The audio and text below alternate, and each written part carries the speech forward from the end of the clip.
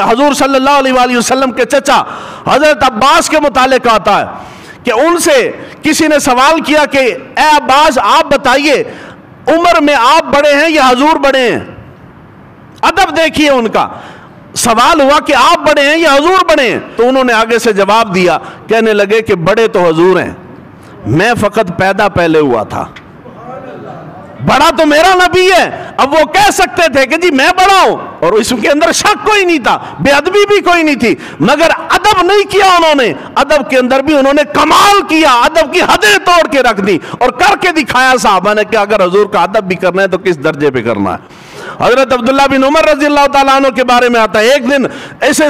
میدان چٹیل میدان کے اندر انہوں نے اپنا اونٹ پکڑا ہوا اور ایسے چکر لگوا رہے تھے۔ گزرنے والے صحابہ نے دیکھا ہے ابن عمر کیا بات ہے، آج کیوں ایسے میدان میں چکر لگا رہے ہو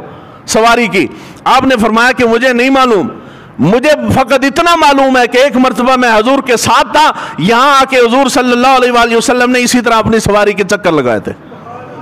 میں نے تو بس ادب مصطفیٰ میں میرا دل گوارا نہیں کیا کہ میں یہاں سے گزروں، میرا نبی تو یہاں اپنی سواری کو چکر لگوا کے گیا، میں بغیر چکر کے کیسے گزر جاؤں؟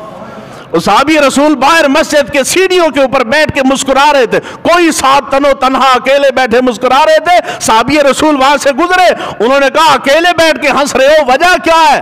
انہوں نے کہا مجھے وجہ نہیں معلوم، ایک دن اسی طرح میں گلی سے گزر رہا تھا، یہاں میرا نبی بیٹھا تھا اور میرا نبی مسکرا رہا تھا، میں نے تو بس اپنے نبی کی سنت پہ عمل کیا، اس کا ادب اور احترام کیا۔